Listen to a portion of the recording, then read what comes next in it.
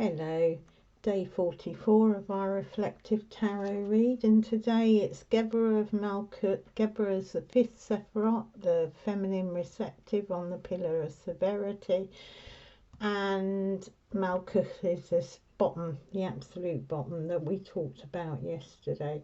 So in terms of Malchut, I'll be looking at service and responsibility and self-possession, really, groundedness.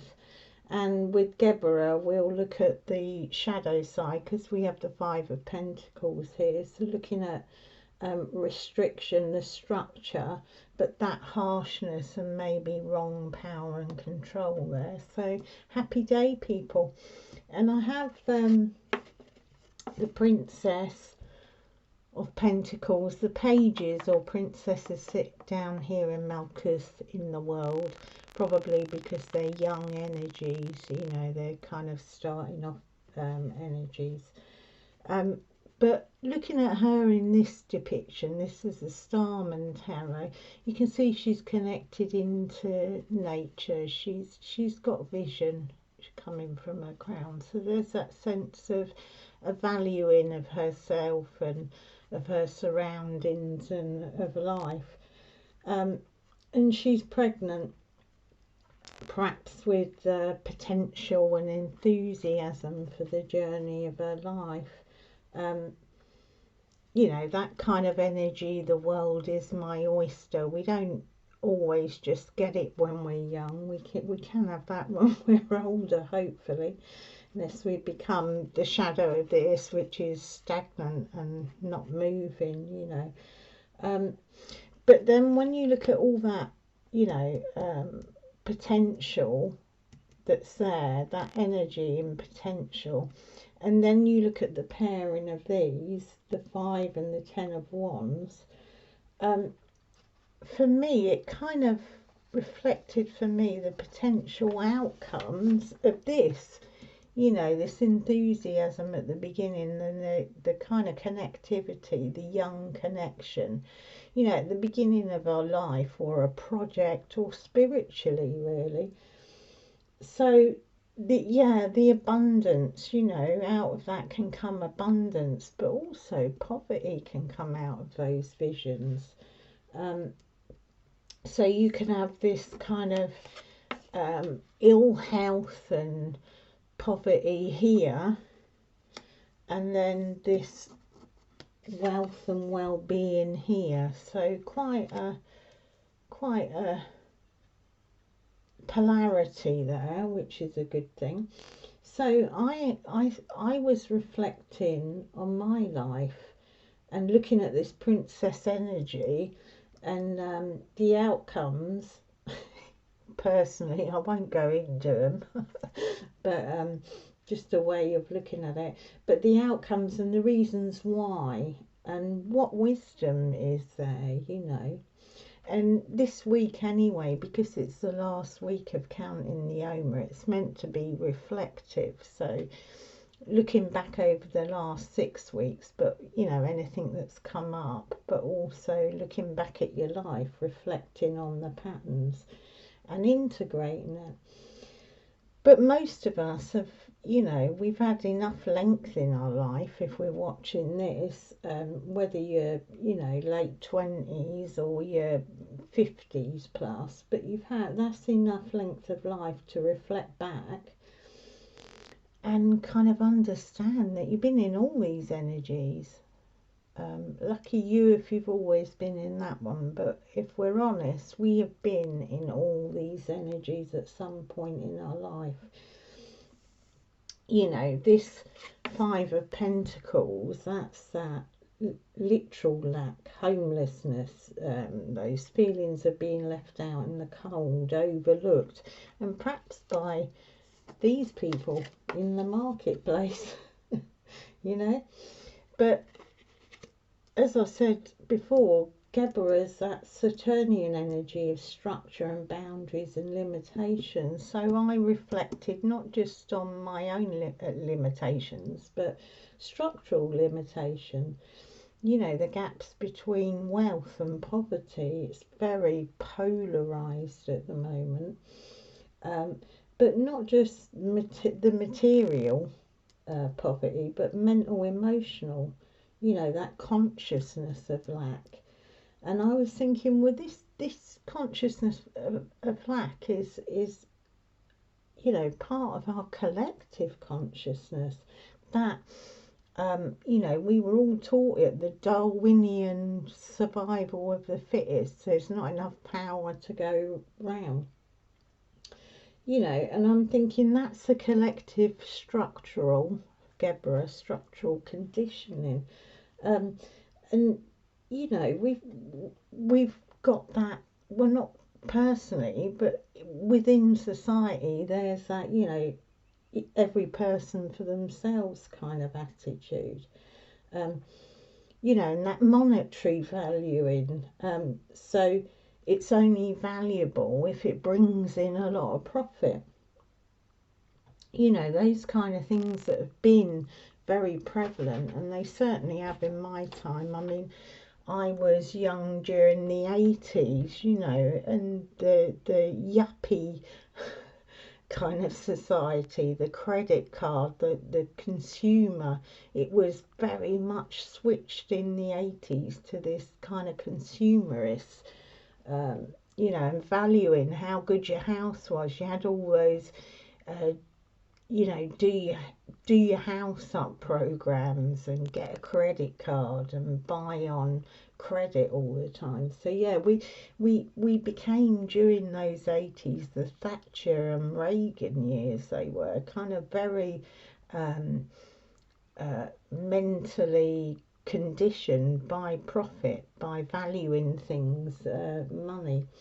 But also I was thinking, in the UK, we've had this kind of centuries of, I mean, it's easing off a bit now. I don't think the young people who are coming up have got so much of a consciousness of it.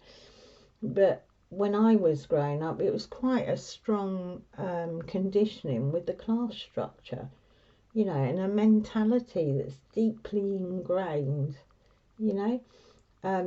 that sense of with the class, being limited to the class you're in, geographically, because things were set up in such a way that if you weren't in a certain class, if you weren't middle class, you didn't own your home, and you geographically you were limited by where you could move.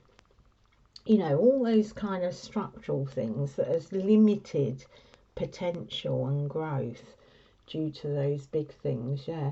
And also giving us those unconscious patterns of thinking. So that limits us from breaking through barriers, the conditioning that's put on us. But then I was thinking, well, this can happen to us on a spiritual level too. I remember a particular spiritual community I was in that only allowed certain people to lay hands on others for healing, or even pray for healing, or exercise any kind of spiritual gifting. And that sort of it did set up a pattern in people that's, I can't do this, I can't reach out because I'm not part of that team, I'm not part of that collective, I'm not good enough. It kind of started putting patterns in like that with a lot of people,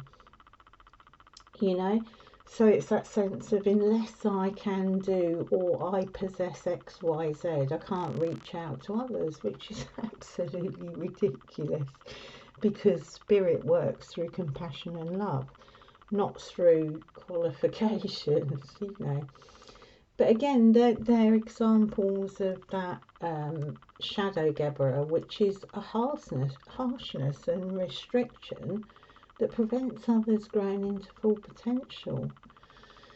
Yeah, so I was thinking we all need to cultivate, that understanding of the unending flow of abundance coming from Hesed up there.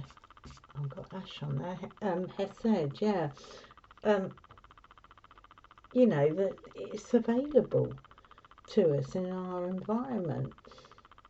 And it's also in other people. There's abundance in other people that is there, for us to all share. But then I'm thinking, well, sometimes we do have a limitation or restriction put on us, and especially when it is on a spiritual level, maybe we need to heal, heal from some of this consciousness of lack, or ego patterns, or literal him. Maybe we need to have that before the kind of limitation, or maybe those very things are limiting us in our spiritual walk. But yeah, that Princess of Wands energy needs delicate handling. I was thinking, just you wouldn't hand your 12-year-old, 4 toddlers to raise. Well, some people would, but it's not ideal. But then neither would you tell them, no, you're incapable, you can't do it. You teach them the skills needed. So I was thinking, well, spirits like that with us, sometimes we want to grow or develop in some way, but there's this real sense of being stopped, being, the blockers, the doors shut, things not moving. And that can happen in your career, it can happen in your family, it can happen when you're waiting for healing.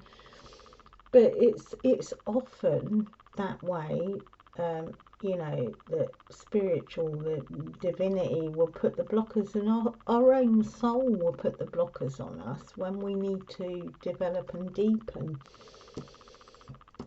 inside, spiritually, in our souls, yeah. So I guess today, well, it was for me a good day to ask, where do I need to reach out to people in lack? Where is the structural harshness that brings like unjust limitations so much in the world and right on our doorstep? What can I do about it? How can I reach out? How can I, even holding those things in love is a help, bringing light, spiritually to those situations. If you've got homeless or sick people around you, yeah.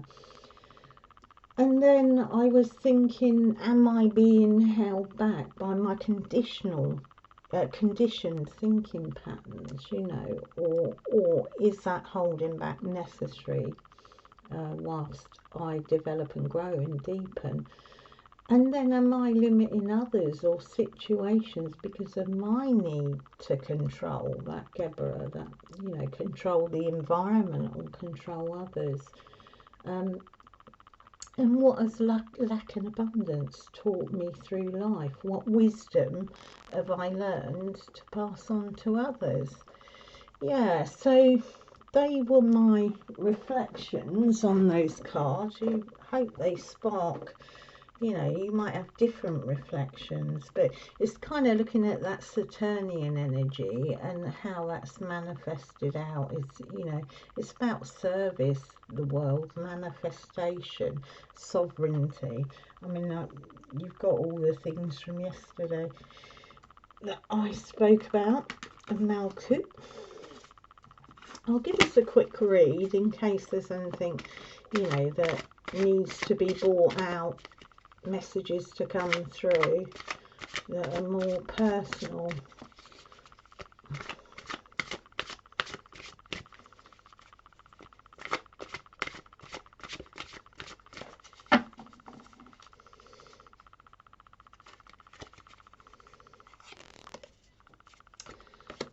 It's got my cards upside down. Yeah, it's Gevurah again. 5 of Wands, conflict. That kind of conflict. Someone trying to take a lead there. That can be another reason. A beautiful Ace of Cups. Our house. And the Page of Pentacles, would you believe it? So, yeah, kind of mirrors this exactly. We've got the Princess of Pentacles, where spirits brought us the Page of Pentacles, brought us the abundance of the Ace of Cups, and this kind of conflict, inner conflict. So I think these two are very much about the message I was talking about, the reflection. But this is a conflict. I mean, it's often an underlying conditioning in us, in our minds, in our emotions. So perhaps, you know, reflect on the abundance and lack in your journey, or where there's limitation, but also about where there's conflict within you, around you. Yeah. Interesting. I'm going to pull us a hero's journey oracle and see what comes forward there. Abundance and the Page of Pentacles. Yeah, conflict, lack. Because conflict does bring lack in some ways, but also that kind of conflict within us is sometimes just to highlight the paradox, you know, get us to look at shadow. It was a lot about the shadow of Gevurah. You know, it can, that conflict and that limitation can sometimes foster, you know, real resentment. I know it has with me at times in my life, and that really needs to be looked at, that kind of resentment, that thinking energy that comes from being limited, whether it's literal limitation or that kind of limitation on your soul in some way. Yeah, look, stop and take in the view, take stock of the treasures you earned. Yeah, I said at the beginning, you know, this week's for reflecting. You know, reflect on the abundance, reflect on the lack. But in both of those things, there'll be treasure, there'll be wisdom.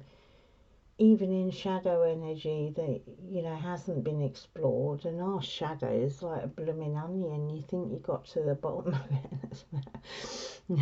About 20 more layers under that, you know, but if you look at it as you know, the treasures under that skin, you know, each layer that comes off, there's a beautiful diamond or gem there. So yeah, stop and take in the view, take stock of the treasures you've owned. I find that especially useful when, you know, especially if I've got any kind of resentment or feelings of lack. So good not to ignore the sense of lack, because we need to sort that out, but sometimes it just is a matter of switching your thinking over and realizing, you know, having gratitude in terms of what you have got rather than focusing on what's missing. Yeah, so, and I'll just pull us a message card to finish us off. But clear, yeah, just stop and smell the roses, really. You know, celebrate yourself, celebrate, you know, what you've achieved, where you've come from, what you've moved through. I think sometimes we just really, well, I know I do, forget to do that. It's a real antidote for feeling in lack, because there's, for me, I think there's always more abundance than abundance and blessing than there is lack, personally. Oops, we got dark clouds, people.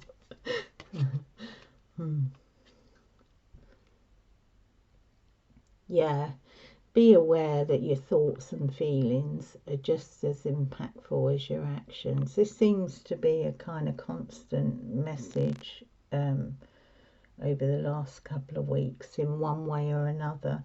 So it's, yeah, if you've got that lack of consciousness of lack, you know, it does need to be addressed, because what manifests out here into Malchut will be that lack, you know.